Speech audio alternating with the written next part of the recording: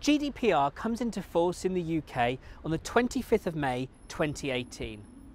And this impending deadline has caused a lot of confusion and concern for churches as they wrestle with whether they can continue to stay in contact with those who come to them for the occasional offices services, the life event services, baptisms, weddings and funerals.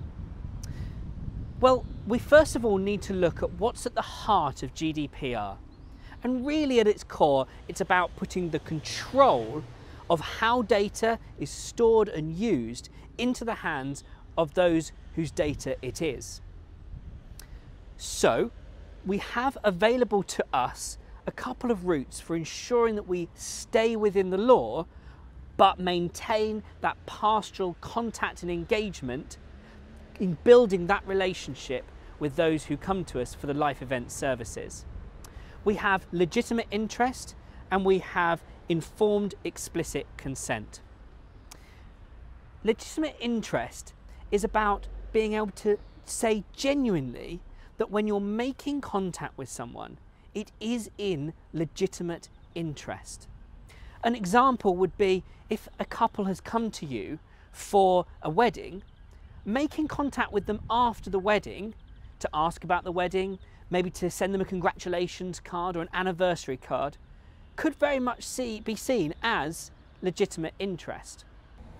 Explicit informed consent is about ensuring that the data subject, the person whose data it is, has opted in to receiving your communication.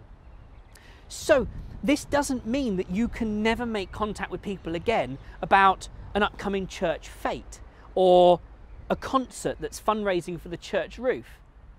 What it does mean is you can't rely on something like legitimate interest to make that sort of communication.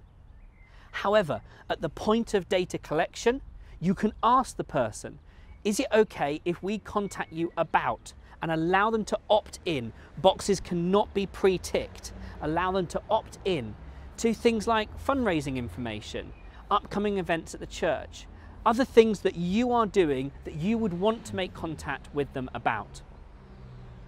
Now, before GDPR kicks in is a really good time to be doing a data cleanse. In fact, it's a necessity. Now, some churches get frustrated or concerned that when they do a data cleanse, they're suddenly going to lose hundreds of people from their contact lists. And you know what? That might be the case, but it's not a bad thing, because you will go from having a contact list in which you are almost scattergun sending information out to people to having lists which are carefully curated. You are sending information to people who want to know that information. Now, when you have made contact with people, you have to ensure that at any time they can opt out of that communication. But that's very simple using a service such as MailChimp, which has not only double opt-in, but also has an unsubscribe link at the bottom of every single communication you send. Now, there's one further good piece of news for you, which is that postal mail is not covered in the same way as electronic communication. This means sending your congratulations cards, your anniversaries cards, your we're still thinking, we're still praying about you cards are absolutely fine, so long as the person can, of course, opt out. And if they've asked you not to make contact with them, you must not make contact with them. There's one important point there, which is that after someone has opted out, you cannot clarify with them that they definitely don't want to be receiving all this great information. An example of this would be someone opts out of your fundraising emails where you're telling people about the fundraising concerts and the fetes. And when they opt out, you send them another email to say, are you really sure? Because we've got some great events coming up this year. It's really important to understand that that is not allowed under GDPR. So with the introduction of GDPR, there is some really great news. And it's that with explicit informed consent, you can be sending targeted information to people who want to receive it. And with legitimate interest, you can continue to relate to those who come to you for the occasional offices.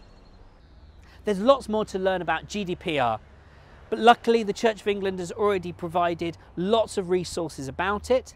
And of course, the ICO's website, Information Commissioner's Office, has also got lots of information available to you. The links are at the bottom of the screen at the moment. Do take a note of those and visit those sites.